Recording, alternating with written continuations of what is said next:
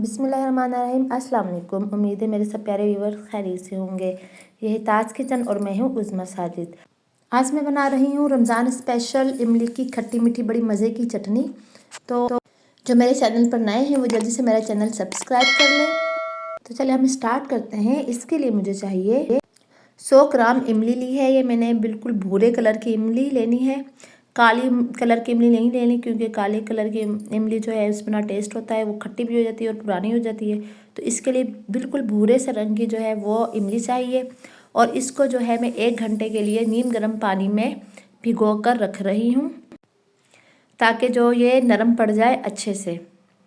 इसको मैंने ढक दिया है और इसको मैंने 1 घंटे के लिए भिगो कर रख दिया है जी। तो 1 घंटा हो चुका है और ये देखिए ये सारी नरम पड़ चुकी हैं इमली के कटारे। अब इसमें से जो है मैं निकालूंगी गुठलियाँ। पल्प नहीं इसका निकालना, सिर्फ इसकी मैं गुठलियाँ निकालूंगी, पल्प ज़ाया नहीं करना। और ये देखें मैं इसको किस तरह से मैनेज करेंगे वो भी मैं आपको दिखा देती हूँ। ये सारी की सारी गुठलियाँ जो है ये मैंने निकाल ली हैं। ये इस तरह का जो है ये पल्प बचा है। अब मैं इसमें डालूँगी तकरीबन आधा गिलास पानी। और आधा गिलास पानी आपके पास चाहे ब्लेंडर है तो आप उसमें ब्लेंड कर लें, अगर जूसर है तो आप उसमें भी इसको ब्लेंड कर सकते हैं। तो ये देखेंगे मैं इसको अभी ब्लेंड कर रही हूँ और इसमें थोड़ा पानी डालूँगी। पानी डालकर जो है अच्छा सा जो है ये ब्लेंड हो गया है। इसका हमने कुछ भी ज़ाया नहीं करना, कि इजीली बहुत अच्छा जो है इस तरह पक जाएगी और ज़्यादा भी बनेगी। अगर हम वो निकाल देते हैं तो फिर इतना जो है मिकदार में ज़्यादा नहीं बनती। अब इसको मैंने स्टैंडर से स्टैंड कर लिया है, अच्छे से चम्मच घुमाकर, अच्छे से चम्मच चला कर इसमें जो है ये सारा मैं निकाल लूँगी। ये देखें बस इतना सा बचा है और इसमें ऊपर से मैंने ये थोड़ा सा पानी डाल दिया है, ताकि इसका अच्छा सा जो रस है वो भी निकल जाए। और इसका सिर्फ ये थोड़ा सा ये गूदा बचा है, बाकी जो है हम वो पका लेंगे और इसको गाढ़ा कर लेंगे। ये देखेंगे बिल्कुल 1 चम्मच के बराबर ये बच गया है। अब इसमें बॉयल आने तक इसको मैं ऐसे पकाऊंगी। जब अच्छे से इसमें बॉयल आ जाएगा तो इसके अंदर फिर मैं डालूंगी इसमें मसाले।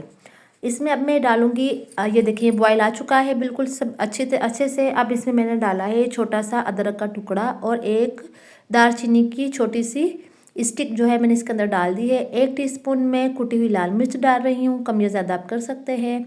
और ये थोड़ा सा नमक डाल रही हूँ टेस्ट के हिसाब से। अच्छा इसमें मैं चीनी नहीं डालूँगी, इसमें मैंने 200 ग्राम गुड़ डाला है। 100 ग्राम मेरे पास इमली थी, 200 ग्राम मैंने इसके अंदर गुड़ डाला है। गुड़ से बहुत ज़बरदस्त इसका टेस्ट आता है। तो चीनी मैंने नहीं डाली, इसमें अब मैं गुड़ डाल रही हूँ। अगर आप चीनी डालना चाहते हैं तो आप चीनी भी डाल सकते हैं, कोई मसला नहीं है। तो अब मैं इसको पकाऊँगी अच्छे से और इसको इतना पकाना है कि गाढ़ा होने तक ये अच्छे से गाढ़ा हो जाए। तो इतना मैं पकाऊंगी। ये थोड़ा सा मैं इसमें चम्मच भी चला रही हूँ ताकि इसका टेक्सचर पता चलता रहे और नीचे ना लगे। ये देखेंगे अब ये थोड़ी पतली है फ़िलहाल, ये थोड़ा सा और पक जाए और ये कुटी हुई लाल मिर्च से प्यारा सा कलर भी आ जाता है।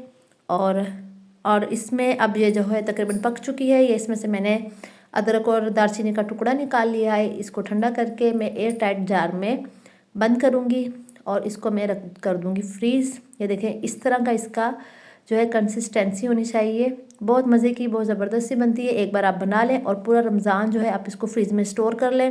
बहुत मुनफिक टेस्ट है इस चटनी का और है हेल्दी भी है, क्योंकि इसमें चीनी नहीं है, गुड़ जा रहा है। और कोशिश कीजिएगा कि गुड़ ही डालिएगा, क्योंकि गुड़ का बहुत ज़बरदस्त टेस्ट इसमें आता है। उम्मीद है आपको ये मेरी रेसिपी पसंद आई होगी। तो आप सबका बहुत शुक्रिया। अपने प्यारों का ख्याल रखिएगा। अल्लाह हाफिज़।